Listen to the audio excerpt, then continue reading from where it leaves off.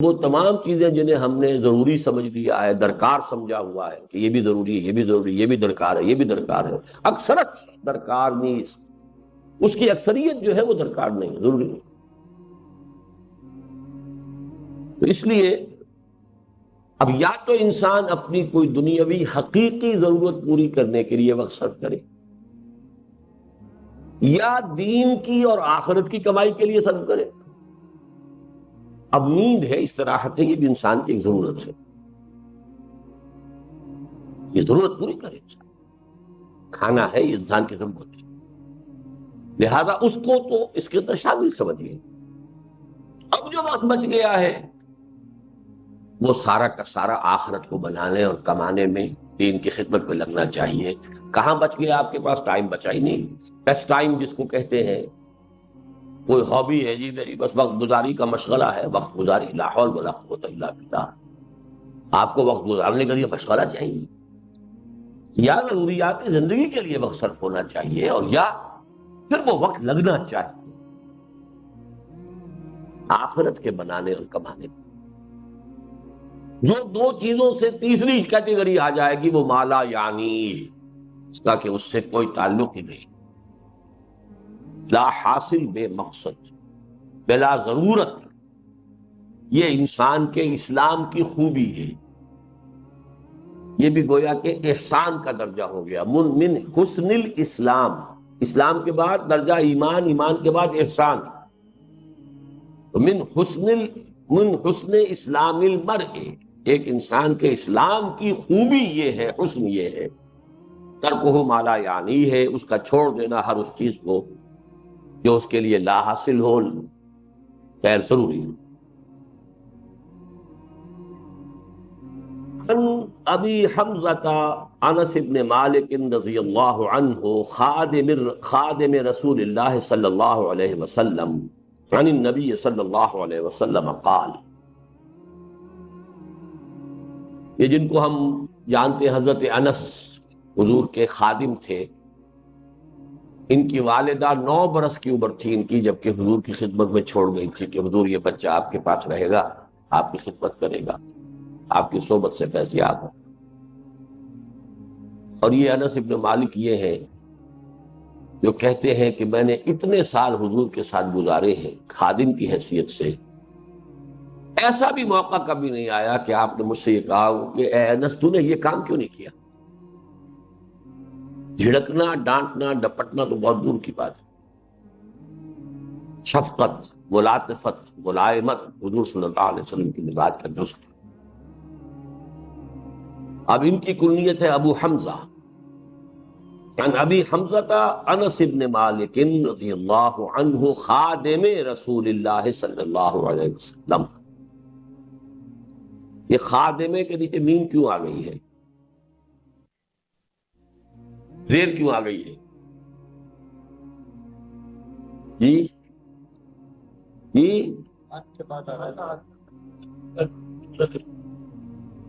ان تو آ رہا انس سے پہلے، چلیے ٹھیک ہے، بدل کہہ لیں، صفت کہہ لیں، ٹھیک چلیے۔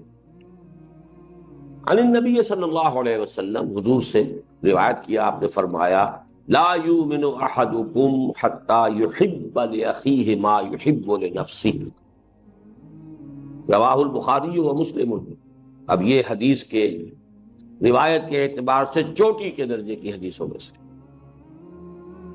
اور اس میں ذرا کیٹیگوریکل ڈینائل دیکھیے، تم میں سے کوئی شخص مومن نہیں ہو سکتا جب تک کہ اپنے بھائی کے لیے بھی وہی شے پسند نہ کرے جو اپنے لیے کرتا ہے۔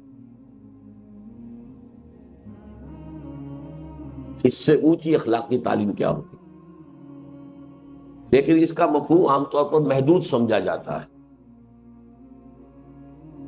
کہ آپ اچھا پہننا چاہتے ہیں تو اپنے بھائی کو بھی اچھا پہنائیں، آپ اچھا کھانا چاہتے ہیں تو بھائی کو بھی اچھا کھلائیں۔ اچھا، بھائی بھی ایک حقیقی بھائی ہے، ایک چچا زاد بھائی ہے، ایک بھائی جو ہے وہ دادا کی نسل سے چل کر بھائی بن گیا، یہ تو پھیلتا جائے گا، ہر انسان دوسرے انسان کا بھائی ہے۔ کم سے کم ہر مسلمان دوسرے مسلمان کا بھائی ہے، دائرہ تو پھیلتا جائے گا۔ لہذا ایک طرف تو گویا کہ لوگوں کی طرف خیر اور بر، تبرع، اس کی تلقین ہو گئی، لیکن اصلاً یہ حدیث ہم نے خاص طور پر جو کوٹ کی ہے وہ کس اعتبار سے؟ یہ دعوت دین کے لیے بنیادی موٹو ہے۔ آپ نے اگر دین کو اپنے لیے پسند کیا ہے اور آپ اپنے بھائی کو اس کی دعوت نہیں دے رہے تو آپ میں ایمان کی رمق بھی نہیں۔ آپ نے خود اپنے آپ کو جہنم سے بچنے کا تو سامان کر لیا ہے اور اپنے بھائی کو جہنم کی طرف جاتے دیکھ رہے ہیں، اور ٹک ٹک دیدم دمنا کشیدم، ایمان کی رمق بھی۔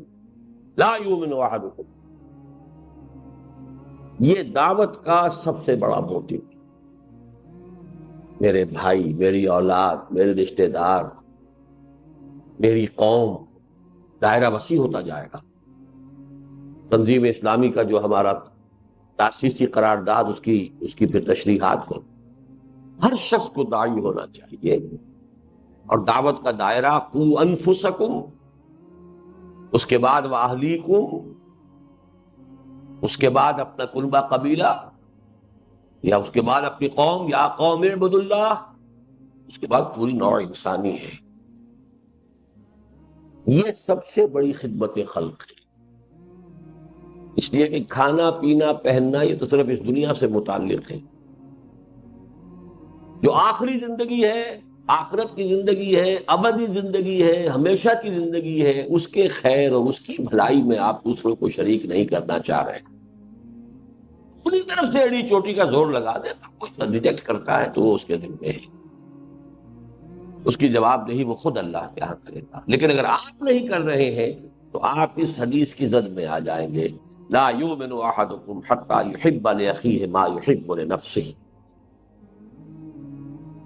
اب ایک حدیث آ رہی ہے کہ جو اسلام کے قانونی نظام کی ایک اہم ترین شق ہے۔ عن ابن مسعود رضی اللہ عنہ، رضی اللہ تعالی عنہ، قال قال رسول اللہ صلی اللہ علیہ وسلم لا يحل دم امرئ مسلم الا باحدى ثلاث، السيب الزاني والنفس بالنفس والتارك لدينه المفارق للجماعة، رواہ البخاری ومسلم۔ یہ بھی پھر روایت کے اعتبار سے بہت اونچی حدیث ہے۔ نہیں حلال ہے کسی مسلمان کا خون، یعنی خون بہانا، اس کی جان لینا حلال نہیں ہے۔ لا یحل دم امرئ مسلم، کسی مسلمان انسان کا خون جائز نہیں ہے، خون بہانا، قتل کرنا جائز نہیں ہے، الا باحدى ثلاث، سوائے تین میں سے کسی ایک شکل کے۔ السیب الزانی، شادی شدہ زنا کرنے والا یا زنا کرنے والی، رجم، ظاہر بات ہے پتھر ماریں گے تو سر پھوٹے گا اور جسم کے اوپر لگے گا، خون بہے گا، مارنا ہے۔ والنفس بالنفس، قتل عمد کا مجرم اگر اس کے ورثاء جو ہے مقتول کے اسے معاف نہ کریں، یا یہ کہ خون بہا لینے پر آمادہ نہ ہو، تو اس کی جان لی جائے گی، اس کا خون جو ہے جائز ہو گیا۔ والتارک لدینہ، اور دین کو چھوڑ دینے والا مرتد، المفارق للجماعہ، جو جماعت کے اندر مفارقت پیدا کر رہا ہے، تفرقہ ڈال رہا ہے۔ یہ جو ہے تین شکلیں، یہ ہے مسلمان کے قتل۔ چوتھی شکل ہے کسی کافر حربی کے قتل، چنانچہ جو بھی ہمارے سورہ فرقان کے آخری رکوع میں بھی آتا ہے، والذین لا يدعون مع اللہ الہا آخر ولا يقتلون النفس التي حرم اللہ الا بالحق ولا يزنون۔ تو قتل جو ہے بالحق وہ صرف چار شکلیں ہیں۔ کافر بھی یہ نہیں کہ جس کافر کو جب چاہو قتل کر دو، کافر حربی ہو جس کے ساتھ جنگ ڈکلیئرڈ ہو، حربی کافر، اور اس کے بعد مسلمان جو ہے وہ تین شکلوں میں سے ایک۔ اب بدقسمتی سے اس رجم کے بارے میں چونکہ مولانا امین حسن اصلاحی صاحب نے بھی بڑی اجماع امت سے ہٹ کر اور ان احادیث صریحہ کو رد کرتے ہوئے بات کہی ہے، میں حال ہی میں انہیں خط لکھ رہا ہوں، آپ دعا کریں اللہ تعالیٰ ان کے دل کو پھیر دے، اللہ نے انہیں عمر طویل دی ہے، میں درخواست کر رہا ہوں کہ وہ رجوع کریں اپنے اس مرنے سے پہلے پہلے، اللہ تعالیٰ انہیں اس کی توفیق دے دے۔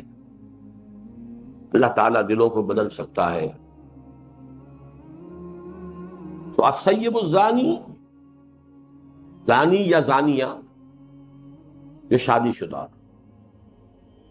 اگر غیر شادی شدہ ہے تو 100 کوڑے کی سزا قرآن میں آئی ہے، شادی شدہ کے رجم کی سزا قرآن میں نہیں آئی ہے، یہ حدیث اور سنت سے ہے، اور اسلامی قانون کا منبع قرآن کے ساتھ ساتھ سنت رسول بھی ہے، اور اصل میں یہ سنت رسول بھی نہیں ہے، اس سے بھی آگے بڑھ کر شریعت موسوی کا وہ قانون ہے جو منسوخ نہیں ہوا۔ شریعت موسوی اسلامی شریعت تھی، اب اس میں سے جو چیزیں منسوخ ہو گئی، ورنہ جو چیزیں شریعت موسوی کی منسوخ نہیں ہوئی وہ جوں کی توں قائم ہے۔ اس لیے حضور نے جب پہلا رجم کیا ہے تو آپ نے فرمایا کہ اللہ میں نے تیری کتاب کے حکم کو زندہ کر دیا۔ وہ کتاب سے مراد تورات، قرآن میں تو ہے ہی نہیں۔ اس میں کچھ اشکالات ہیں لیکن یہ بحث کا موقع نہیں ہے، بس دعا ضرور کیجئے، آپ تہہ دل سے دعا کیجئے۔ تو آج ہی میں خط ان کو بھیجوں گا، آپ دعا کریں کہ اللہ تعالیٰ ان کو رجوع کی توفیق عطا فرما دے۔ اور نفس بالنفس، یہ تو صاف سی بات ہے۔ وَالتَّارِكُ لِدِينِهِ الْمُفَارِقُ لِلْجَمَاعَةِ، یہاں جو ہے ایک اشتباہ پیدا ہو جاتا ہے کہ آیا ہر مرتد واجب القتل ہے، یا اس کے ساتھ دوسری کوئی شرط بھی ہے، المفارق للجماعہ، جماعتی نظم کو درہم برہم کرنے والا۔ الفاظ کے اندر احتمال ہے اس بات کا کہ ہر مرتد کی سزا قتل نہیں، ان الفاظ کے اندر احتمال ہے، لیکن جو مرتد بھی ہو اور جو کمر کس لے اب اپنے اس ارتداد کے جراثیم کو اور پھیلا رہا ہو اور اس کے اندر فساد پھیلا رہا ہو، اس کے حق میں حضرت علی رضی اللہ تعالی عنہ کا ایک فعل بھی ہے ہمارے پاس، کہ خوارج کے بارے میں، جن کے بارے میں کہ امت کا اجماع ہے کہ وہ اسلام سے نکل گئے تھے، مرتد ہو گئے تھے، لیکن یہ کہ حضرت علی رضی اللہ تعالی عنہ نے انہیں یہ کہا تھا آخری وقت تک کہ اگر تم لوگ فساد نہیں مچاؤ گے تو میں تمہیں کچھ نہیں۔ لیکن یہ بھی ایک بڑی فقہی بحث ہے، میں اس کی تفصیل میں جانا نہیں چاہتا اس وقت۔ مولانا اصلاحی کی رائے یہ ہے کہ ہر مرتد جو ہے واجب القتل نہیں ہے، لیکن وہ مرتد کہ جو باغی بھی، وہ واجب القتل۔ اس کے لیے کچھ گنجائش میں پاتا ہوں، اگرچہ اجماع امت کے خلاف وہ بات بھی جاتی ہے، لیکن حدیث کے الفاظ میں کہنے کے لیے کسی شخص کو کوئی گنجائش نہیں۔ المفارق للجماعہ، کسی شخص نے بس ایسے ہی اپنا خاموش بیٹھا ہوا ہے، ہو سکتا ہے کچھ دنوں کے بعد رجوع ہی کر لیں، عقل درستی ہو جائے۔ تو یہ صرف ان الفاظ کے اندر احتمال کی وجہ سے میں نے کہا ہے کہ اس معاملے میں کوئی بات اگر شخص کہتا ہے تو اس کے لیے ایک بنیاد موجود ہے۔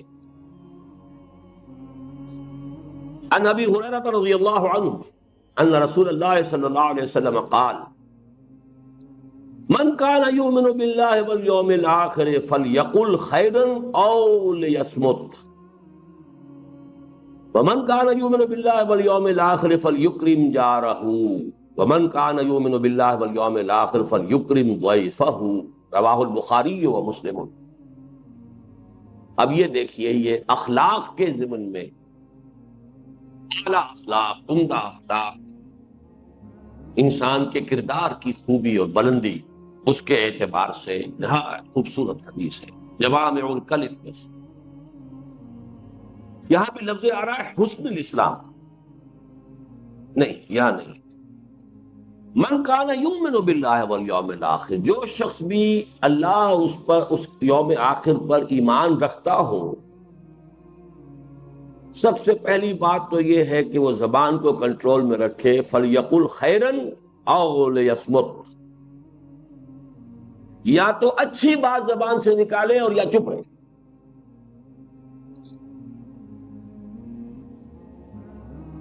یہ ہم پڑھ چکے ہیں نا حضرت معاذ کی روایت میں، سکلت قوموں کا یا معاذ،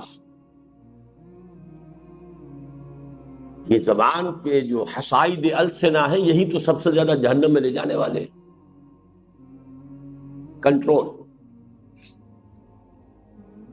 اسی لیے خطبہ نکاح میں جو آیات حضور پڑھتے تھے ان میں سورہ احزاب کی وہ آیت ہے، یا ایھا الذین آمنوا اتقوا اللہ وقولوا قولا سدیدا، یہاں خیر کہا، سدیدہ کہا، صاف سیدھی بات، عمدہ بات۔ زبان کا استعمال خیر میں ہونا چاہیے، شر میں نہیں ہونا چاہیے۔ اللہ کی دی ہوئی ایک امانت ہے، اللہ کی دی ہوئی ایک صلاحیت ہے، ایک بہت بڑا اللہ نے آپ کو ایک ذریعہ دیا ہے اظہار ما فی الضمیر کا، اس سے خیر قبول میں آئے۔ من کان یؤمن باللہ والیوم الآخر فلیقل خیرا او لیصمت، یا خاموش رہے، بولنا کو ضروری ہے۔ اسی لیے من صمت نجا، جو خاموش رہا اس کی نجات ہو جائے گی۔ مطلب یہ جو کم سے کم گویا ہو وہ گویا کہ زیادہ سے زیادہ محفوظ ہے۔ زیادہ جو ہے گویائی جو ہے وہ یابا گوئی کے اوپر کی طرف بھی انسان کو لے جا سکتی ہے۔ بسیار گوئی جو ہے اس میں اندیشے زیادہ ہیں۔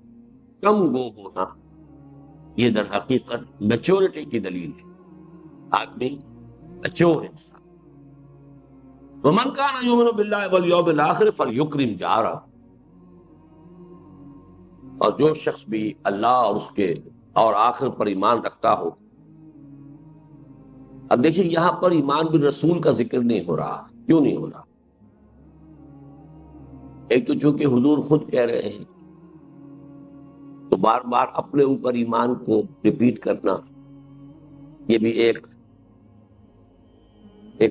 بامروت انسان کے لیے ذرا کوفت کی چیز۔ دوسری بات کیا ہے کہ یہاں موٹیوز کی گفتگو ہو رہی ہے، موٹیو دو ہی ہے، اللہ کو راضی کرنا، آخرت کی سزا سے بچنا۔ اعمال میں وہ جو آیت البر کا جو درس ہے ہمارا درس نمبر 2، کہ نیکی کا موٹیو وہ ایمان باللہ اور ایمان بالآخرت سے متعلق ہے، نیکی کی فورم اور اس میں توازن یہ ایمان بالرسالت سے متعلق ہے۔ تو یہاں موٹیوز کی بات ہوگی۔ ومن کان یؤمن باللہ والیوم الآخر فلیکرم جارہ، اب اس پر لازم ہے کہ وہ اپنے پڑوسی کا اکرام کرے، عزت کرے، احترام کرے، اس کی عزت نفس کو مجروح نہ کرے۔ کوئی غریب ہے تو ایسا نہ ہو کہ تمہارے عللوں تللوں سے اس کا دل مجروح ہو، اس کے بچوں میں احساس محرومی پیدا ہو۔ یہی وجہ کہ فرمایا کہ اگر اپنے بچوں کے لیے پھل لے کر آؤ تو اپنے پڑوس میں ضرور بھیجو، اور اگر اتنے ہی کم لا سکتے ہو کہ نہیں بھیج سکتے تو کم سے کم چھلکے دروازے کے باہر مت پھینکو۔ ایک پڑوسی کا بچہ نکلے گا باہر اور اسے معلوم ہو کہ اس گھر میں آج آم کھائے گے، اب وہ احساس جو ہے محرومی کا اس میں شدت سے پیدا ہو، جا کر کہیں دور پھینکاؤ۔ اس درجے باریک بینی کے ساتھ جو ہے یہ اخلاق حسنہ کی تلقین محمد رسول اللہ صلی اللہ علیہ وسلم۔ ومن کان یؤمن باللہ والیوم الآخر فلیکرم ضیفہ، اور جو کوئی بھی ایمان رکھتا ہو اللہ پر اور یوم آخر پر، اس کے لیے لازم ہے کہ اپنے مہمان کی عزت کرے، اس کا اعزاز کرے، اس کا اکرام کرے۔ یہ جو مہمان نوازی ہے اصل میں یہ بھی حسن الاخلاق میں سے ہے، اور واقعہ یہ ہے کہ جب تک تمدن فاسد نہیں ہو جاتا، چاہے کوئی معاشرہ کافرانہ ہو، لیکن ابتدائی شکل میں جب بھی معاشرہ ہوتا ہے نیسنٹ، جبکہ ابھی پولیوشن نہیں ہوئی ہوتی، اور یہ بڑے بڑے شہر جو ہیں ان میں آ کر یہ چیز ختم ہو جاتی ہے، بڑے بڑے شہروں میں مہمان مصیبت نظر آنے لگتا، اس کی وجوہات ہیں. دیہات میں کوئی کبھی جائے گا شاذ، اور شہر میں تو لوگ آتے رہتے ہیں، اپنا یہ کام ہے، اپنا وہ کام ہے، آئے اپنے کام سے آپ کے ہاں تشریف لے آئے ہیں. اب آپ روزانہ جو ہے وہ لوگوں کی ضیافت کر کر کر کے تو آپ کا تو بیڑا غرق ہو جائے گا. ٹائم ختم ہوتا ہے، آپ کے خرچ ہوتا ہے. اسی لیے حضور کی ایک حدیث میرے ذہن میں اس کا مطلب نہیں ہے کہ آپ نے بڑے شہر بنانے سے روکا. شاید 5 لاکھ کی غالباً آبادی آپ نے کسی حدیث میں ہے معین کی ہے. اس کے بعد شہر اور بسایا جائے، اس سے آگے شہر نہیں ہونا چاہیے. اور اس پر عمل کیا جرمنز نے. انہوں نے اس طرح پھیلایا ہے اپنے ملک کے اندر انڈسٹری کو، کہیں کنسنٹریشن. ایک جگہ پر ایک انڈسٹری ہے، وہیں پر ایک شہر ہے، وہیں پر ان کے ساری سیوک جو ایمینٹیز ہیں وہ فراہم کر دی گئی ہیں، وہیں مارکیٹ ہے، وہیں سب کچھ ہے. وہ ایک ایک یونٹ بن گیا. اب 10 میل چلے جائیے، اس کے بعد بھی اور آ جائے گا، پھر 10 میل چلے جائیے. یہ نہیں کہ کلسٹر آف انڈسٹریز ہے، اور وہاں پر پھر جو حالات ہوتے ہیں اور پھر جو گندگیاں پیدا ہوتی ہیں، کوئی پڑوسی دوسرے پڑوسی کا نہ پرسان حال ہے نہ جاننے والا ہے. 1-1 کروڑ کا شہر ہو، آپ دیوار بیچ کے پڑوسی سے سال ہر سال تک کبھی الیگ سلیگ بھی نہیں ہوتی، نام ہی معلوم نہیں ہوتی. تو یہ در حقیقت حضارت جس کو کہتے ہیں اور مدنیت مدینہ شہر سے ہے. یہ شہری زندگی کی لعنتوں میں سے ایک لعنت ہے. جب تک وہ دیہاتی فطری زندگی ہوتی ہے تو مہمان نوازی یہ انسان کے فطرت کا ایک وصف ہے. آدمی جو ہے خود روکھی روٹی کھا لے گا، مہمان کو چپڑی رکھ دے گا، پراٹھا دے گا، خود کسی وقت فاقہ کر لے گا، مہمان کو دے گا. فَلْيُكْرِمْ ضَيْفَهُ، سے چاہیے کہ اپنے ضیف کا وہ ہے وہ اکرام کرے. عن ابی ہریرہ رضی اللہ عنہ ان رجلا قال للنبي صلی اللہ علیہ وسلم اوصنی قال لا تغضب فردد مرارا قال لا تغضب. رواہ البخاری رحمہ اللہ. صحیح بخاری کی روایت ہے حضرت ابو ہریرہ سے رضی اللہ تعالی عنہ کہ ایک شخص نے حضور سے درخواست کی کہ حضور مجھے کوئی وصیت فرمائیے، نصیحت فرمائیے، مجھے کوئی بات فرمائیے ایسی جسے میں پلے باندھ لوں. فرمایا لا تغضب، دیکھو غصہ مت کیا. انہوں نے فرمایا پھر کچھ اور، پھر ارشاد فرمائیے کچھ اور. لا تغضب، بار بار اس نے یہ کہا، حضور یہ فرماتے رہے لا. اس قسم کی احادیث کے بارے میں ایک بات نوٹ کر لیجیے.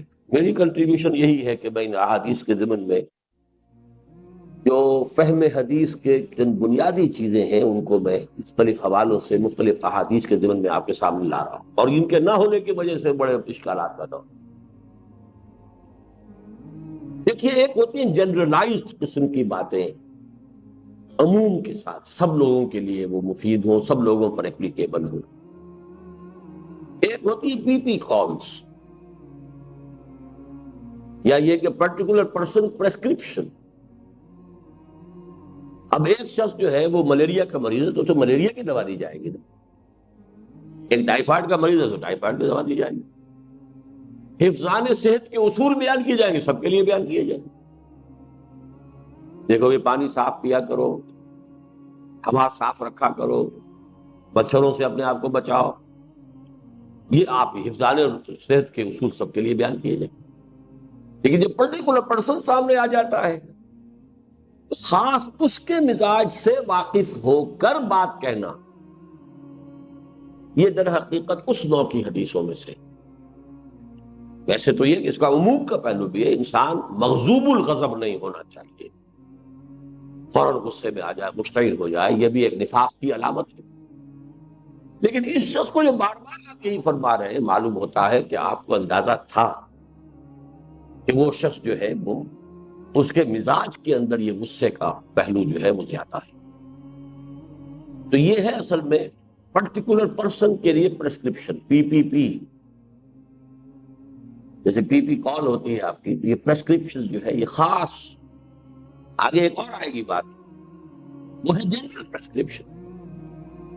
لیکن یہ لا تغضب، اس میں بھی عمومیت ہے کہ غضب مغلوب الغضب ہو جانا بہرحال بہت بڑی برائی ہے، لیکن یہاں جو ہے خاص طور پر محسوس ہوتا ہے کہ اس شخص کے اندر یہ بات تھی۔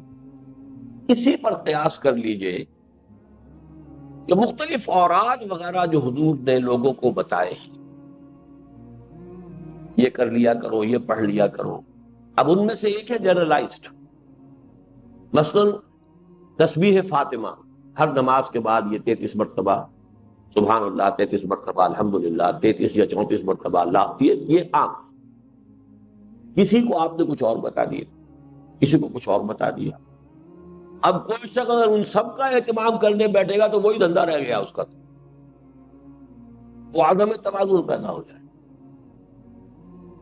اس کے اندر بھی وہ پرٹیکولر پرسنل پرسکرپشن جو ہے وہ شامل ہوتے تھے، جیسے کہ صوفیہ کرتے ہیں۔ صوفیہ کے بھی اصل میں اوراد جو ہیں جو انہوں نے وضع کیے تھے وہ بھی ایک پرٹیکولر دور سے متعلق چیزیں، جن چیزوں کا غلبہ ہو گیا تھا اس کے اعتبار سے انہوں نے تجویز کر دیے، اب وہ بن گئے کہ وہ گویا کہ ان کی ایک روایت ہے اور وہ ان کے شعار میں سے ہو گئے، وہی طریقے اختیار کریں۔ تو مستقل چیزیں تو صرف جنرلائز جو اوراد یا اذکار حضور سے ہیں، جو بھی مختلف اعمال ہیں زندگی کے کرتے ہوئے، شیشہ دیکھو تو یہ دعا، بیت الخلاء میں داخل ہو تو یہ دعا، باہر نکلو یہ جنرلائزڈ ہے، اور یہ وہ چیزیں ہیں جس میں وقت لگتا ہی نہیں، تو آدمی کام وہی کرتا ہے اور دماغ کہیں جو ہے وہ شیطان کے پاس گروی رکھا ہوا ہے، یا یہ کہ آپ نے اس وقت اللہ کو یاد کر لیا اور وہ ذکر کیا حضور کے الفاظ کے ذریعے سے، تو دو نسبتیں حاصل ہو گئی کہ اللہ سے بھی نسبت ہو گئی کہ اللہ کو یاد کیا، اور چونکہ ان الفاظ سے یاد کیا جن سے حضور یاد فرماتے تھے، تو نسبت جو ہے رسول کے ساتھ بھی حاصل ہو گئی۔ ورنہ دماغ خالی رہے گا، کام تو کریں گے نا، آخر بیت الخلاء میں تو جانا ہی ہے، نکلنا ہی ہے، بازار میں جانا ہی ہے، واپس آنا ہی ہے، گھر سے نکلنا ہی ہے، گھر سے داخل ہونا ہی ہے، لیکن ایسے کپڑے بدلے ہیں، شیشہ دیکھا ہے، تو ان ساری چیزوں کے اندر، اور آج یہ جنرلائزڈ، یہ ہر شخص کر سکتا ہے، لیکن ایک یہ کہ اس طرح پڑھ لیا کرو، یوں کر لیا کرو، اس کے اندر دیکھنا چاہیے کہ اس میں کوئی پرٹیکولر پرسنل پریسکرپشن کے پہلو ہو سکتے ہیں۔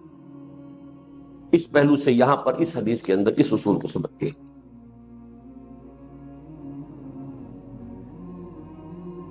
عن ابی یعلا شداد ابن اوس رضی اللہ عنہ عن رسول اللہ صلی اللہ علیہ وسلم،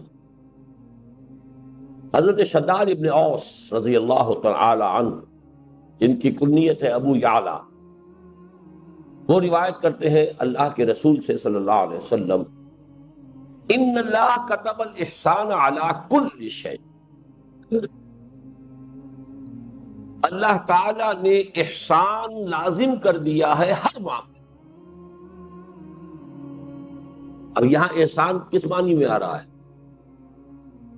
ایک احسان ہوتا ہے کسی پر احسان کرنا، اس کی کوئی تکلیف رفع کرنا، اس کی کوئی ضرورت پوری کرنا، اس کی کوئی خدمت بجا لانا، یہ احسان ہے، آپ کا مجھ پر احسان ہے، فلاں نے فلاں پر احسان کیا ہے۔ ایک احسان خود اپنی جگہ پر حسن سے بنا ہے، جو کام کرو خوبصورتی سے کرو۔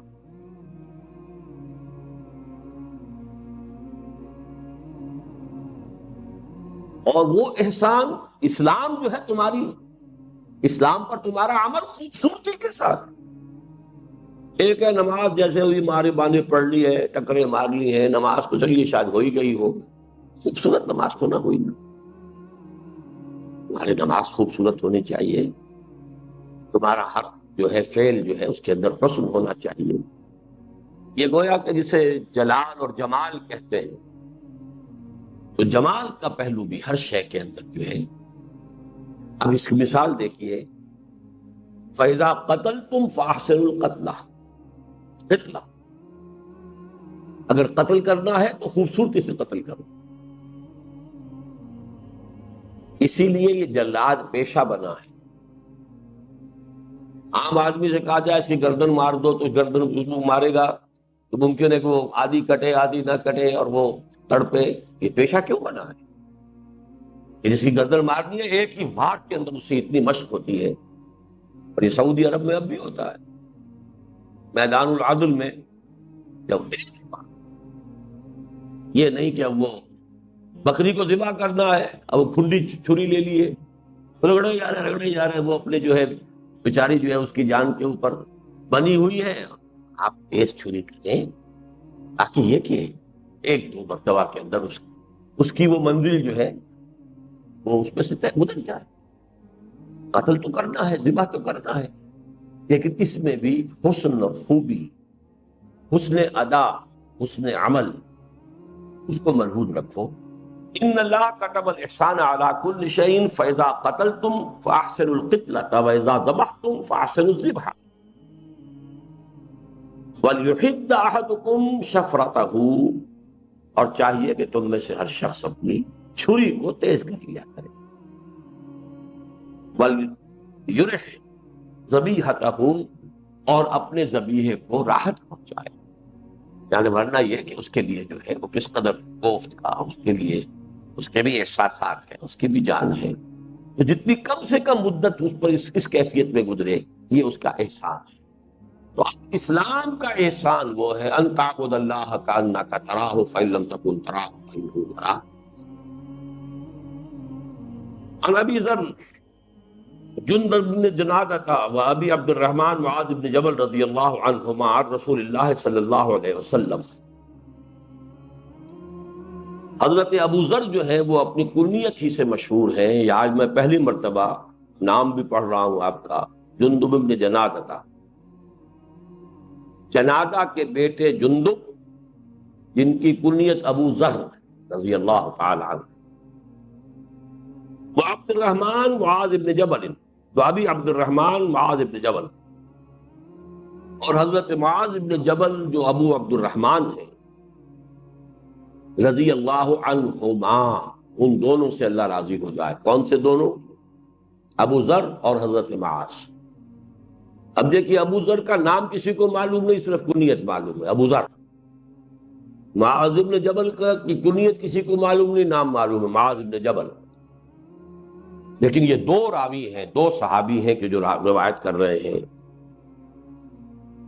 عن رسول اللہ صلی اللہ علیہ وسلم قال اتق اللہ حیث ما کن واتبع السیئۃ الحسنۃ تمحها وخالق الناس بخلق حسن، رواہ الترمذی وقال حدیث حسن، وفی بعض النسخ حسن صحیح، یہ امام ترمذی نے اس کو روایت کیا ہے، بعض نسخوں میں تو اس کو حدیث حسن صرف کہا ہے اور بعض میں حدیث حسن صحیح کہا ہے، یہ روایت کے درجے کے اعتبار سے ہے۔ اب یہ تین اس میں ہدایات آئی ہیں، جوامع الکلم تین۔ پہلی بات اتق اللہ حیث ما کنت، جہاں کہیں بھی ہو اللہ کا تقوی جو ہے وہ تم سے چھوٹنے نہ پائے۔ ایک اور حدیث میں آتا ہے تقوی اللہ فی السر والعلانیہ، چاہے تم کہیں چھپے ہوئے ہو اور چاہے لوگوں کے اندر سامنے موجود ہو، ہر حال میں تقوی۔ یہ نہیں کہ خلوت میں کچھ اور ہے، جلوت میں کچھ اور ہے۔ اتق اللہ حیث ما کنت، جہاں بھی ہو اللہ کا تقوی اپنے دل میں موجود رکھو۔ واتبع السیئۃ الحسنۃ تمحوها، اور برائی کے پیچھے بھلائی کو لگا دو جو اسے محو کر دے گی۔ یہ قرآن مجید کی آیت ہے نا، ان الحسنات یذہبن السیئات، اور یہاں در حقیقت سیئات سے مراد صغیرہ گناہ ہے۔ کبیرہ گناہ تو توبہ کے بغیر نہیں ہوگا، آپ نے اگر اس سے توبہ نہیں کی تو کتنی ہی بھی نیکیاں آپ کرتے چلے جائیں، وہ گناہ آپ کے حساب میں سٹینڈ کرے گا، ڈیبٹ جو ہے ڈیبٹ انٹری ختم نہیں ہوگی۔ لیکن چھوٹے چھوٹے گناہ صغائر ہوتے رہتے ہیں انسان سے، کبھی بے ارادہ ہو جاتے ہیں، کبھی بس نسیان میں ہو گئے، کچھ اور ہو گیا، چھوٹی بات ہو گئی۔ لیکن یہ کہ ایسے سیئات کو اگر اس کے پیچھے نیکی لگا دو گے تو وہ اس کو محو کر دے گی۔ ان الحسنات یذہبن السیئات، بس اس میں جو نقطے کی بات نوٹ کرنے کی یہ کہ کبائر میں نہیں ہے، یہ صغائر کی بات۔ جو حدیث میں آتا ہے انسان جب وضو کرتا ہے، کلی کرتا ہے، تو زبان کے اور منہ کے گناہ دھل جاتے ہیں، آنکھوں میں پانی ڈالتا ہے آنکھ کا گناہ دھل جاتا ہے، ہاتھ دھوتا ہے تو ہاتھ کا گناہ دھل جاتا ہے. تو یہ در حقیقت وہی صغائر جو انسان سے سرزد ہوتے رہتے ہیں، یہ ان کا ازالہ ہوتا ہے. تیسری ہدایت وخالق الناس بخلق حسن، لوگوں کے ساتھ حسن خلق کے ساتھ معاملہ کرو، ان کے ساتھ رہو، معاشرت تمہاری جو ہے عمدہ اخلاق کے ساتھ ہو، اچھے برتاؤ کے ساتھ ہو، نیک رویے کے ساتھ ہو. اللہ تعالی ہم اس کی توفیق عطا فرمائے. اس حدیث کو میں چھوڑ رہا ہوں، 19 یہ ہے وہ جو کہ تصوف کی حدیثوں میں سے ہے. اب آئیے الحدیث العشرون عن ابی مسعود عقبۃ بن عمرو الانصاری البدری رضی اللہ عنہ. اب یہ ابو مسعود، ایک ہے ابن مسعود، عبداللہ ابن مسعود، وہ تو ہے مہاجر کبار صحابہ میں سے ہیں، انہی کے شاگرد ہیں کئی واسطوں سے امام ابو حنیفہ. وہ جو ہے عبداللہ ابن مسعود. یہ ابو مسعود ہے انصار میں سے جن کا نام ہے عقبہ ابن عمرو. یہ جب واو آگے لگا ہوتا ہے واو پڑھا نہیں جاتا، امرو نہیں ہے، یہ عمرو، اور واو نہ ہو تو عمر. یہ لفظ ذہن میں رکھیے، عمر ابن الخطاب، عمرو ابن العاص. عمرو ابن العاص کے درمیان میں واو ہوتا ہے لیکن واو پڑھا نہیں جاتا. عمرو ابن العاص، عمر ابن الخطاب، وہ عمر ہے یہ عمرو ہے. تو ان کا نام بھی عمرو ہے الانصاری، عقبہ ابن عمرو الانصاری، جن کی کنیت ابو مسعود ہے رضی اللہ عنہ. قال قال رسول اللہ صلی اللہ علیہ وسلم ان مما ادرک الناس من کلام النبوۃ الاولى اذا لم تستحِ فاصنع بما شئت فاصنع ما شئت، رواہ البخاری، بخاری کی روایت.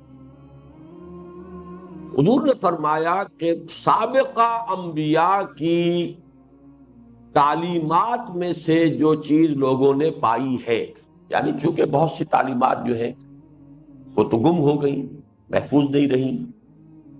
نبوت الاولیٰ جو ابتدائی نبوتیں تھیں، انبیاء تھے، ان کی تعلیمات کا اکثر و بیشتر حصہ تو ضائع ہو گیا، گم ہو گیا. ان مما ادرک الناس من کلام النبوۃ الاولیٰ، ابتدائی نبوت کے کلام میں سے لوگوں نے جو کچھ پایا ہے، اس میں سے ایک بات یہ بھی ہے، مما صرف یہی نہیں ہے، اس میں سے ایک بات یہ بھی ہے، بہت پیاری بات ہے، اذا لم تستحِ فاصنع ما شئت، جب تم میں حیا ہی نہ رہے تو کرو جو چاہو. اسی کا فارسی میں ترجمہ ہے بے حیا باش و ہر چخائی کو، ایک دفعہ حیا کا پردہ اٹھا دو پھر جو چاہو کرو. اسی لیے حدیث میں دوسری میں آتا ہے والحیاء شعبۃ من الایمان، حیا ایمان کا شعبہ ہے. اب یہ حیا بھی سمجھیے کیا ہے، یہ بھی فطرت انسانی. اس کا تعلق کس لفظ سے ہے، کیا اس کا روٹ کیا ہوگا؟ ہا یا واو؟ اس سے کوئی اور لفظ آپ کو معلوم ہے جو بنا ہو؟ حیات، حی کے معنی کیا؟ کرنے والا، انا للہ و انا، جی زندہ. یہ کیا ہے گرامر میں؟ جی اسم تو وہ محیی ہوتا ہے بھائی، زندہ کرنے والا محیی. احیا یحیی احیاء فہو محیی. جی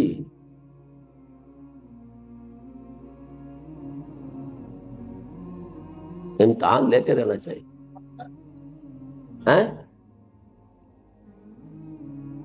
صفت مشبہ ہے، حی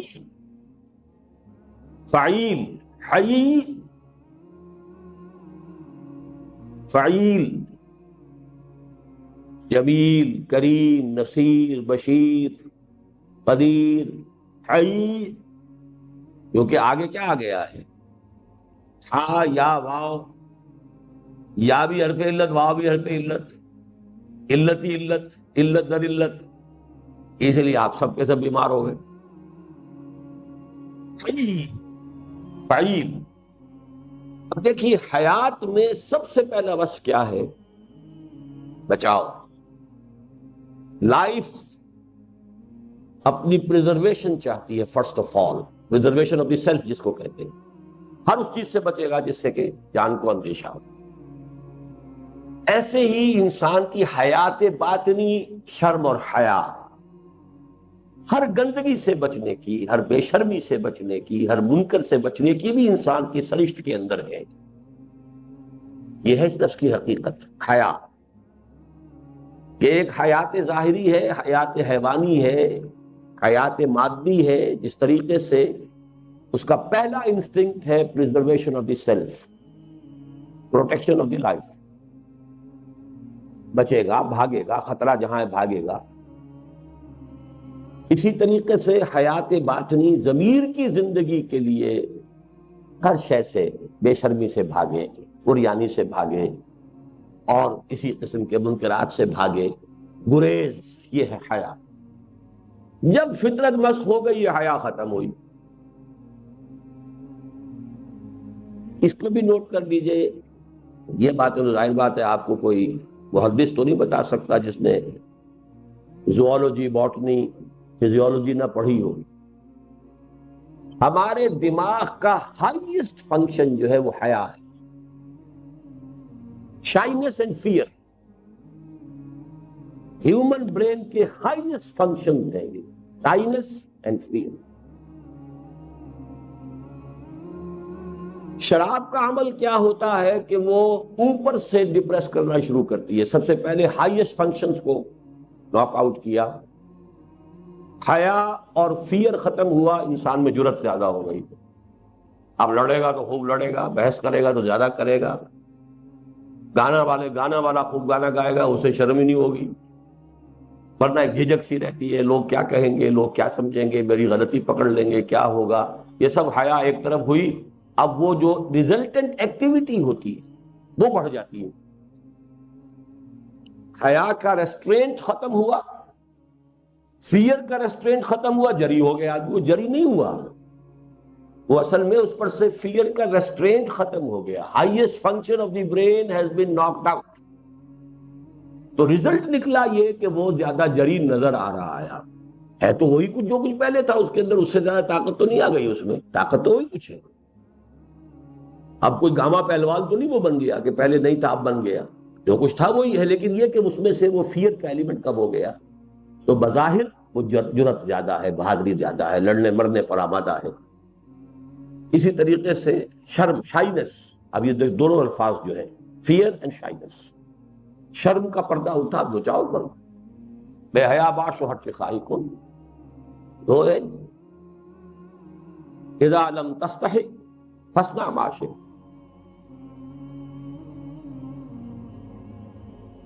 اب دیکھیے یہ جنرلائزڈ پرسکرپشن کی بات آ رہی ہے. ان ابی عمرو وقیل ابی عمرتا سفیان ابن عبداللہ رضی اللہ تعالی عنہ. اب یہ جو ہے حضرت سفیان ابن عبداللہ صحابی ہیں، ان کی دو کنیتیں ہیں، ابو عمرو یا ابو عمرتا، دونوں کہا گیا ہے. بعض نے کہا ابو عمرہ ان کی ہے، ایک نے کہا ہے نہیں، کہ ابو عمرو.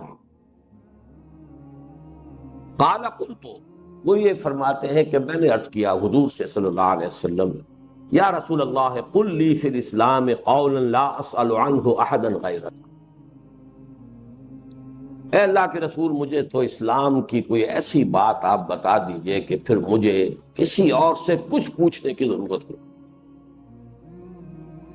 اب یہ وہ جوامع الکلم میں سے سمجھیے کہ جنرلائز پریسکرپشن میں سے، عظیم ترین پریسکرپشن میں سے ہے. قال قل آمنت باللہ ثم استقم. آپ نے فرمایا کہو میں ایمان لایا اللہ پر، اور پھر جم جاؤ. یہ جم جانے ہی میں استقامت میں کہا کرتا ہوں قیامت مضمر ہے. اللہ کو تم نے مان لیا تو اب اللہ کی اطاعت کرو، یہ استقامت ظاہری ہے. اللہ کی رضا پر راضی رہو، یہ استقامت باطنی ہے. اللہ پر توکل کرو، یہ استقامت باطنی ہے. تو سارے ایمان کے ثمرات جم جاؤ اس پر. اس کے برعکس لفظ وہ ہے جو انگریزی میں ویورنگ مائنڈ، ادھر ادھر، کبھی نیکی کی طرف، کبھی ادھر، کبھی اللہ کی طرف، کبھی دنیا کی طرف. ایمان مجھے روکے ہے تو کھینچے ہے مجھے کفر. کعبہ میرے پیچھے ہے، کلیسا میرے آگے. یہ کیفیت ہے. ثم استقم. اب یہ جو ہمارا درس ہے، حصہ اول کا درس رابع، ان الذين قالوا ربنا الله ثم استقاموا تتنزل عليهم الملائكة الا تخافوا. اور کوئی چیز آئی نہیں وہاں، نہ نماز، نہ جہاد، کوئی شے نہیں، کچھ بھی نہیں. جنہوں نے کہا ہمارا رب اللہ، پہ جم گئے. اب جمنے کے اندر تو ساری قیامت آ گئی، جہاد بھی اسی میں آ گیا. جب اللہ کو مان لیا، اللہ نے حکم دیا جاہدوا فی سبیل اللہ باموالکم وانفسکم. استقامت کا تقاضا جہاد بھی ہے، استقامت کا تقاضا وہ بھی ہے جو اللہ پر، اس کے رسول پر ایمان رکھے، وہ زبان سے خیر نکالے یا خاموش رہے. جو اللہ اور اس کے رسول، اس آخرت پر ایمان رکھتا ہو، اپنے پڑوسی کا اکرام کرے. جو اللہ اور آخرت پر ایمان رکھتا ہو، اپنے مہمان کی ضیافت کرے. تو استقامت کے اندر ساری قیامت آ گئی. لیکن یہ سمجھیے کہ جنرلائزڈ اور نہایت لب لباب جسے ہم کہیں گے کہ ہر چیز کا ایک لفظ میں خلاصہ اگر چاہیے، لیکن انہوں نے خلاصہ مانگا تھا. قل لی فی الاسلام قولا، اسلام کی حقیقت اور اسلام کے سارے مطالبات کا کوئی ایک لفظ مجھے بتائیے کہ جس میں سب سمجھ دیا جائے اور مجھے پھر کسی اور سے کچھ پوچھنے کی ضرورت نہیں. قال قل آمنت باللہ ثم استقم. آپ نے فرمایا کہو میں ایمان لایا اللہ پر، پھر اس پر جم جاؤ. عن ابی عبداللہ جابر ابن عبداللہ الانصاری رضی اللہ عنہما. جابر ابن عبداللہ تو ان کا نام ہے، انصاری صحابی ہیں. ان کی کنیت بھی ابو عبداللہ ہے، تو گویا کہ ان کے بیٹے کا نام بھی عبداللہ ہوگا. اور یہ ہوتا تھا، اب بھی ہوتا ہے، دادا کے نام پر بیٹے کا نام.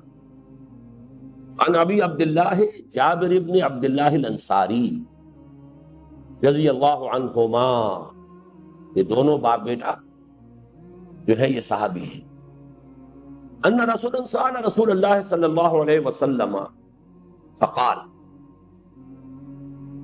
ایک شخص نے حضور سے کچھ سوال کیے، ایک سوال کیا اور کہا، عرض کیا، ارأیت اذا صلیت المکتوبات وصمت رمضان احللت الحلال وحرمت الحرام ولم ازد على ذلك شيئا ادخل الجنہ؟ قال نعم. رواہ مسلم. صحیح مسلم کی روایت ہے کہ ایک شخص نے پوچھا حضور سے، حضور مجھے بتائیے میں اگر فرض نمازیں پڑھ لوں، ادا کروں، رمضان کے روزے رکھوں، حلال کو ہی حلال جانوں، یعنی اسی پر اکتفا کروں، حرام کو حرام ہی سمجھوں، اس سے اجتناب کروں، وَلَمْ أَزِدْ عَلَىٰ ذَلِكَ شَيْئًا، اور اس پر پھر میں کسی شے کا اضافہ نہ کروں، نوافل اور اوراد اور مراقبے اور یہ اور وہ، یہ میرے بس کا روگ نہیں ہے. اور فرض کیجئے کہ وہ کہتا میں جہاد بھی نہیں کر سکتا، قتال کے معنی. ظاہر بات ہے ایک جہاد تو ان چیزوں کے لیے بھی ضروری ہے، حرام کو چھوڑنے کے لیے جہاد ضروری ہے، حلال کے اوپر قانے رہنے پر جہاد ضروری ہے. لیکن یہ کہ ایک قتال فی سبیل اللہ، فرض کیجئے وہ شخص کہتا ہے کہ میں اس کے لیے بھی مشکل ہے میرے لیے، لیکن بتائیے میں یہ 4 چیزیں کر دوں، نماز میں پڑھ دوں جو مکتوب ہے، جو کہ فرض ہے، روزے رکھ دوں رمضان کے، باقی مجھ سے نہیں رکھے جاتے، لیکن رمضان کے روزے میں پورے کر دوں، وَأَحْلَلْتُ الْحَلَالَ وَحَرَّمْتُ الْحَرَامَ، حلال کو حلال سمجھوں، اسی پر اتفاق کروں، حرام کو حرام سمجھوں، اس سے بچ جاؤں، وَلَمْ أَزِدْ عَلَىٰ ذَلِكَ شَيْئًا، اور اس پر میں کوئی اضافہ نہ کروں. ادخل الجنہ، کیا میں جنت میں داخل ہو جاؤں گا؟ فرمایا نعم، ہاں. یہ بھی پرٹیکولر پرسن کی بات ہے، اچھی طرح سمجھ لیجیے، اس کو جنرلائز کرنا درست نہیں ہوگا۔ اس لیے کہ اب ایک آدمی ہے دیہات سے چل کر آیا، حضور کی صحبت سے زیادہ فیضیاب نہیں ہوا، ابھی اس کی کوئی تربیت نہیں ہوئی، تزکیہ نہیں ہوا، وہ کہتا جی میں تو ٹھیک ہے یہ کام تو میں کر دوں گا۔ جو بدویانہ مزاج تھا اس کا پورا ایک نقشہ جو اس کے پیچھے موجود ہے، صاف گوئی، ٹھوک کر بات کرنا، کوئی اس میں ایچ پیچ نہیں ہے، صرف صاف صاف بات۔ اگر یہ میں کر دوں تو جنت میں داخل ہو جاؤں گا؟ فرمایا ہاں ہوگا۔ اس میں کئی ہمارے لیے ہیں، ایک تو یہ کہ ہمارے جو کانسیپٹس بن گئے دینداری کے، اس کے معیارات کو درست کرنے کے لیے حدیث بڑی ہے۔ اصل شے حلال اور حرام ہے۔ اب یہ آدمی کچھ مکروہات میں مبتلا ہو گیا ہے، لمم جس کو کہا ہے سورہ نجم میں، وہ غلطیاں کچھ ہو گئی ہیں۔ یہ حلال اور حرام، حلال پر اکتفا کرو، حرام سے اجتناب کرو، فرائض ادا کر دو۔ تو یہ بیسک بیس لائن یہی ہے۔ اس کے بعد اپنی اپنی ذوق ہے، کوئی شخص وہ ذوق جو ہے وہ قتال فی سبیل اللہ میں پورا کر رہا ہے، کوئی شخص جو ہے وہ کہیں نوافل میں ادا کر رہا ہے، لیکن یہ کہ جہاد جو ہے وہ ایمان کا لازمی فرض ہے۔ یہ جدوجہد جو ہے نفس کے خلاف جہاد، باطل کے خلاف جہاد تو کرنا ہی ہے، لیکن بہرحال دین کی سادہ ترین شکل میں یہ حدیث جو ہے، اور اس میں پرٹیکولر پرسن والا پہلو ذہن میں رکھیے۔ عن ابی مالک الحارث ابن عاصم الاشعری رضی اللہ عنہ قال قال رسول اللہ صلی اللہ علیہ وسلم۔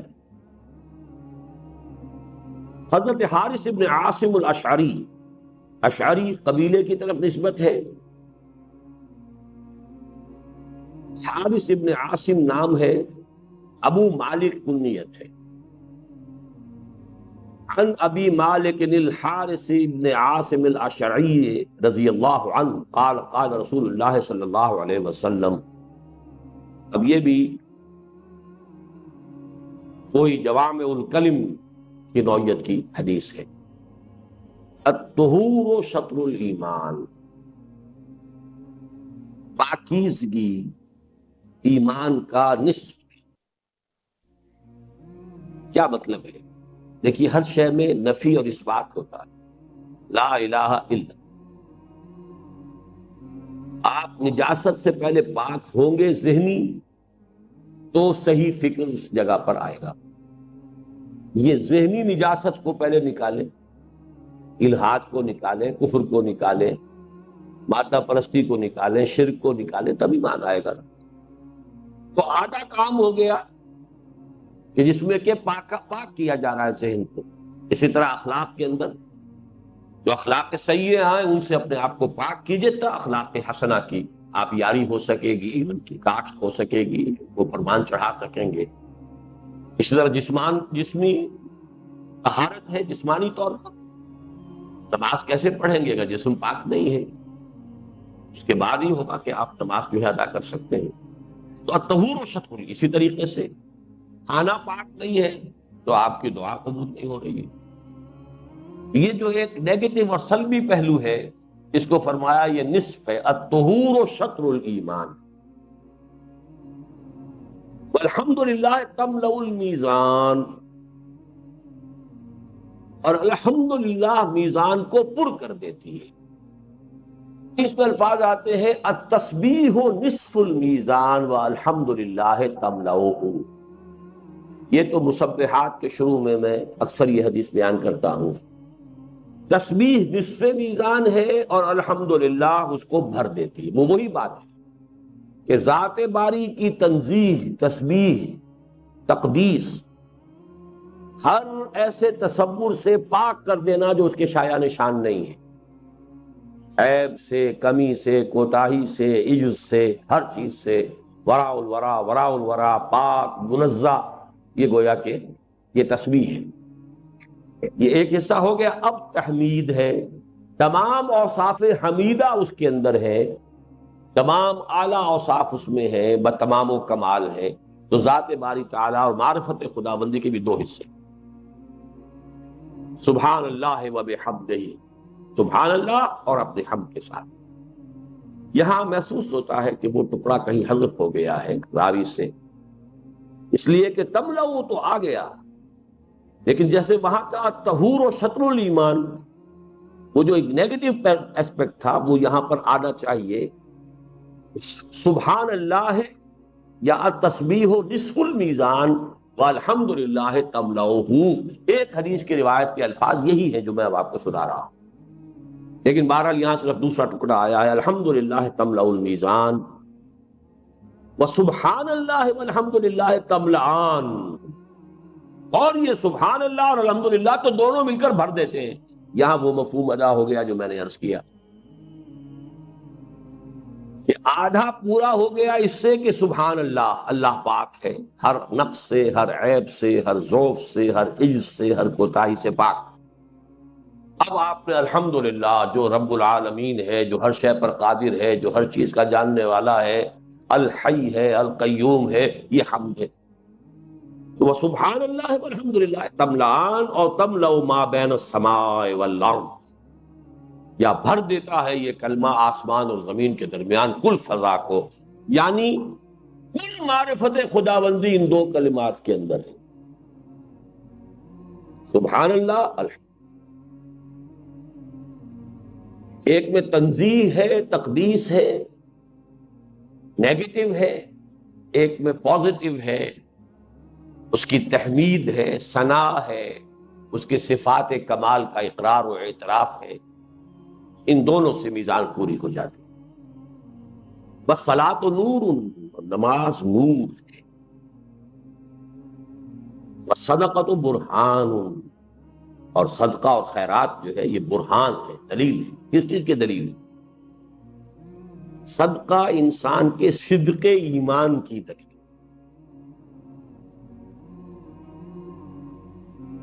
صلاۃ نور کیوں ہے؟ اس لیے کہ ان نور ذات باری تعالی ہے، اور اس کی یاد کا جامع ترین ذریعہ نماز ہے۔ یہ تو یاد ہے تیسرے حصے کا پہلا سبق، اقیم الصلاۃ علی ذکری، اور صلاۃ ہی سے شروع ہو کر قد افلح المؤمنون الذین هم فی صلاتهم خاشعون، اور والذین هم علی صلواتهم دائمون یا یحافظون، یہ جو ہمارے دو پیسیجز پر مشتمل ایک سبق ہے نماز، اس لیے کہ ذکر خداوندی مجسم تو قرآن ہے، لیکن ذکر کا جامع ترین حصہ نماز ہے، کہ عملی ذکر بھی ہے اور قولی ذکر بھی ہے۔ آپ سجود اور رکوع بھی کر رہے ہیں، یہ آپ کا عملی گویا کہ ذکر ہے۔ الطہور شطر الایمان والحمد للہ تملأ المیزان سبحان اللہ والحمد للہ تملأان او تملأ ما بین السماء والارض والصلاۃ نور، نور کیوں ہے؟ اللہ نور السماوات والارض،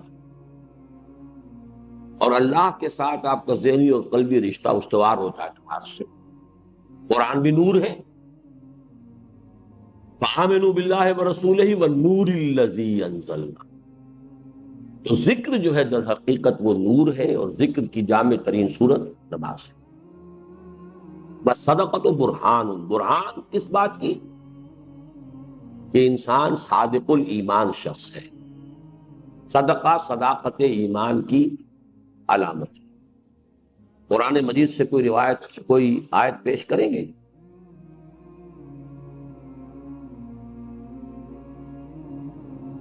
درس دوم کیا ہے؟ لیس البر ان تولوا وجوہکم قبل المشرق والمغرب ولکن البر من آمن باللہ والیوم الآخر والملائکۃ والکتاب والنبیین وآتى المال على حبه ذوي القربى واليتامى والمساکین وابن السبیل والسائلین وفی الرقاب، اور آخری الفاظ کیا ہیں؟ اولئک هم الصادقون، یہ لوگ سچے۔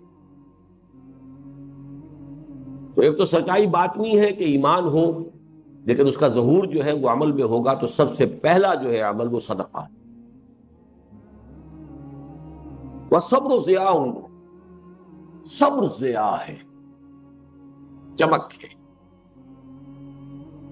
اس کی کیا توجیہ ہوگی؟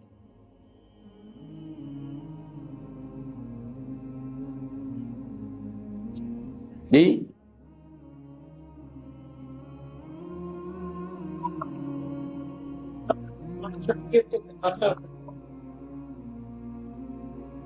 صحیح آپ کہہ رہے ہیں، اور اسی لیے روزہ بھی صبر ہے۔ روح کو نکھارنے اور جلا دینے والی چیز صبر ہے۔ معنوی شخصیت کو جلا دینے والی اور نکھارنے والی شے صبر۔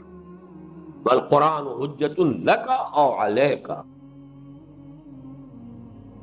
قرآن حجت ہے یا تمہارے حق میں یا تمہارے خلاف۔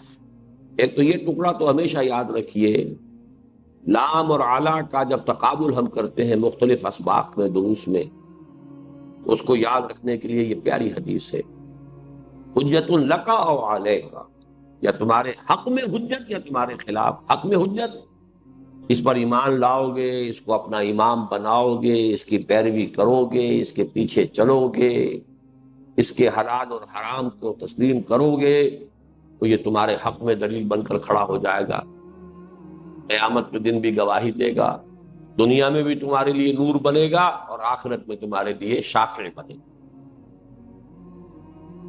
اگر اس کو مانو گے نہیں، اگر اس پر عمل نہیں کرو گے، پڑھو گے لیکن عمل نہیں کرو گے، تو حجت قائم ہو گئی، مزید مشکل ہو گئی۔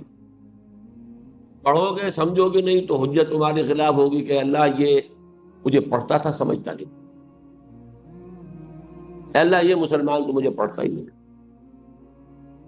اللہ یہ سمجھتا بھی تھا بدبخت عمل نہیں کرتا۔ تو حجت تو شدید سے شدید پر ہو رہی ہے، علیہ کا تمہارے خلاف استغاثہ لے کر آئے گا قرآن۔ اے اللہ یہ کہتا کہ میں مانتا ہوں کہ تو اللہ کی کتاب ہے، اس نے کبھی پڑھائی نہیں ہوئی۔ اے اللہ یہ پڑھتا تھا سمجھتا ہی نہیں تھا، اے اللہ یہ سمجھتا تھا عمل نہیں کرتا تھا، اور اے اللہ اس نے اپنا تو عمل کیا مجھے دوسروں تک پہنچایا نہیں۔ لا یؤمن احدکم حتی یحب لاخیہ ما یحب لنفسہ بلغوا عنی ولو آیۃ، جوڑ لیجیے۔ کل الناس یغدو فبائع نفسہ فبائع نفسہ فبائع نفسہ بائع نفسہ فمعتقها او موبقها۔ بڑا گہری بات، بڑی گہری بات۔ ہر انسان صبح کرتا ہے، غدا یغدو، صبح ہوئی آنکھ کھلی، فبائع نفسہ، وہ اپنے نفس کو بیچتا ہے، جان بیچتا ہے، یا جسمانی قوت بیچ رہا ہے، کسی چلا رہا ہے، شام کو 30 روپے 40 روپے 50 روپے ملیں گے، اینٹیں ڈھو رہا ہے 50 60 روپے ملیں گے، اینٹوں کی چنائی کر رہا ہے 100 150 روپیہ ملے گا، دکان پر بیٹھا ہے کچھ ملے گا، گاہکوں کی جو ہے تلخ باتیں بھی سن رہا ہے، صبر کر رہا ہے، چلو کہہ جائے کچھ 2 4 پیسے دے کے ہی جائے گا، بیچ رہا ہے نا، عزت نفس کو بھی بیچ رہا ہے، افسر کی غلط بات بھی سن رہا ہے، چپ ہو رہا ہے، اپنی عزت نفس بیچ رہا ہے۔ کوئی ڈاکٹر بیٹھا ہوا ہے، اپنی صلاحیت جو ہے میڈیکل ایکسپرٹیز وہ بیچ رہا ہے، وکیل اپنا دماغ بیچ رہا ہے، اس نے اپنی وہ آرگیومنٹ کی صلاحیت، قانون دانی، اس کو بیچ رہا، ہر شخص بیچ رہا ہے۔ فبائع النفس، انویسٹمنٹ ہو رہی ہے صبح سے شام تک، you are selling yourself, یا یہ کہ فزیکل ایلیمنٹ زیادہ ہے یا مینٹل ایلیمنٹ زیادہ ہے، بیچتا تو ہر شخص ہے اپنے۔ اس اعتبار سے تو ہو گیا تساوی کا معاملہ، برابری